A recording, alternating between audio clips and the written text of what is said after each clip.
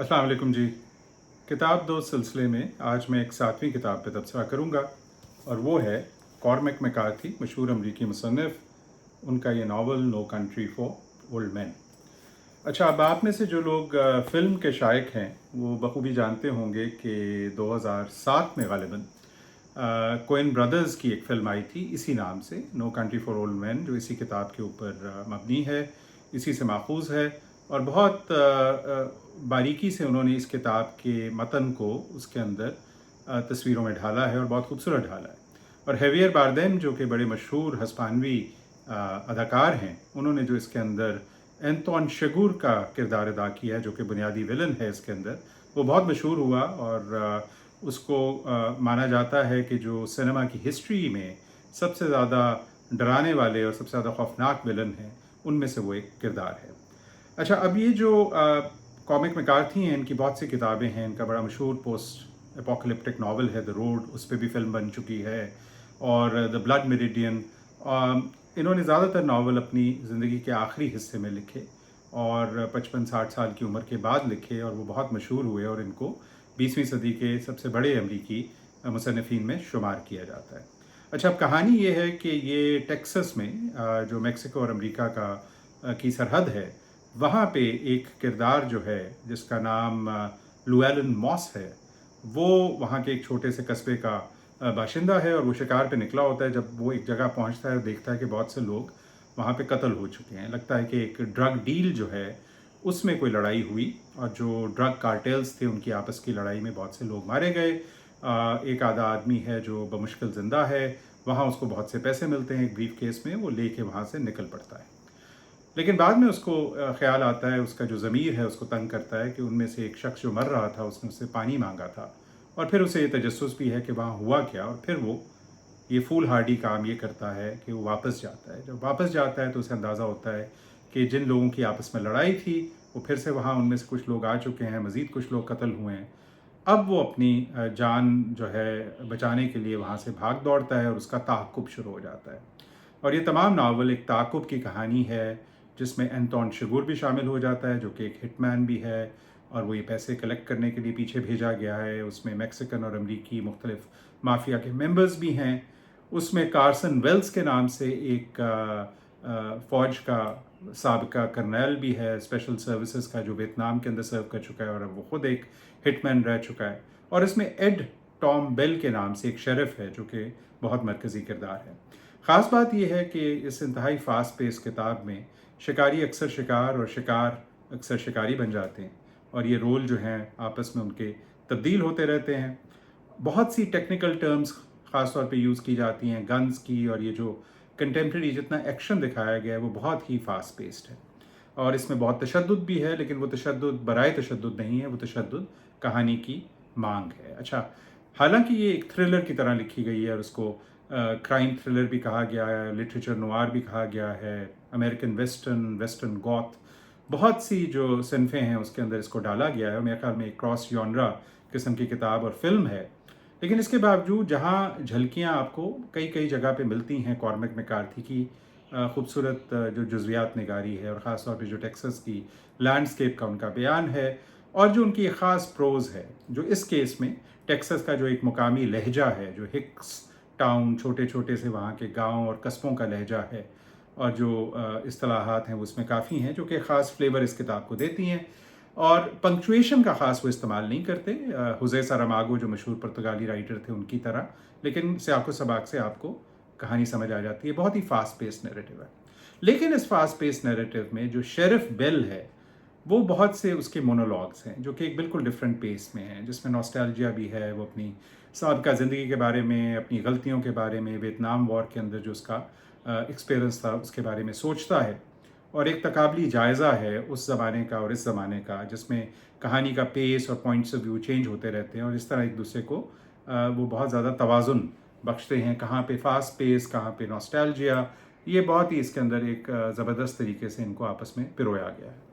अच्छा, बड़ा खूबसूरत मुझे लगा इसका ये title, no country for old man. इससे क्या मुराद है? तो ये W.B. येट्स जो मशहूर शायर थे, उनकी एक नज़्म है सेलिंग टू बाइजेंटियम। उसका मैं पहला स्टांजा पढ़ूंगा, वहाँ से ये इसका टाइटल आया है।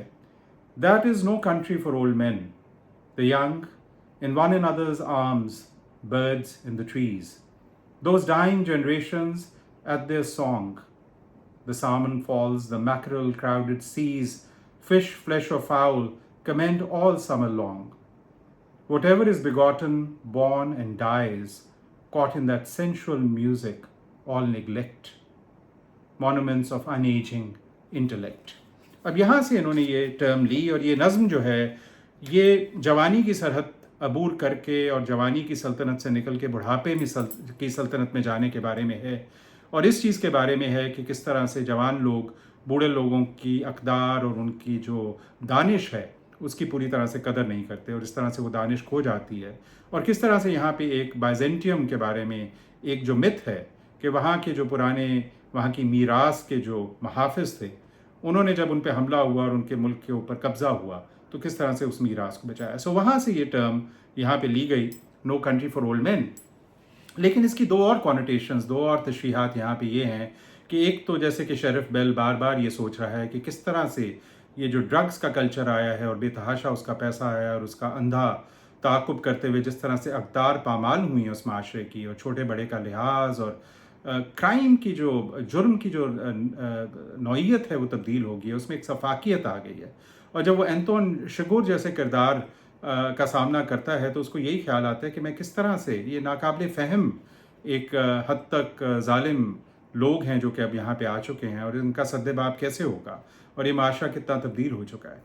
अच्छा, बार बार हवाला वियतनाम वॉर और बहुत सी और जंगों की तरफ भी है जहाँ अमेरिका से 18-18, 19-19 साल के बेतहाशा नौजवान लोग जंग में झोंके गए और वो कभी अपने मुल्क वापस ना आ पाए और कभी वहाँ पे रिटायर हो के उन्होंने अपनी भरपूर ज़िंदगी नहीं गुजारी। सो ये no country for old man उस लिहाज से भी है और इस लिहाज से भी है कि यहाँ पे इतना जुल्म, कत्ल गारत अब आहिस्ता आहिस्ता फैल रहा है इस तमाम नए कल्चर और सकाफ़त की वजह से जो नाकाबिल बयान है, और उसकी वजह से ये no country for old man बन चुका है।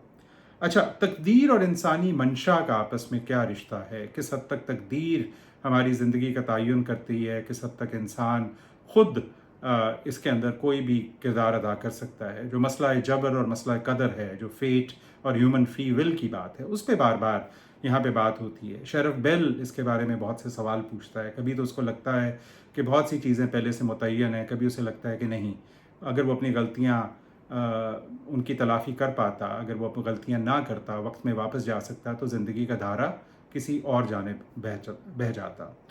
बल्कि शिगुर जो है उसका एक बड़ा अजीब व गरीब फ़लसफ़ा है, और वो फ़लसफ़ा ये है कि वो एक तरह से इंस्ट्रूमेंट ऑफ डेस्टिनी है, वो फेट का एक टूल है। वो इस तरह से अपनी तमाम सफाकियत और अपने तमाम जराइम जो हैं शायद उनकी जस्टिफिकेशन देता है कि ये मैं नहीं कर रहा, ये कुदरत मुझसे करवा रही है। और नावल में 2-3 जगह ऐसी आती हैं जहाँ पे उसके शिकार उससे ये कहते हैं कि नहीं, ये तुम्हारे हाथ में है कि तुम हमें मारो या ना मारो।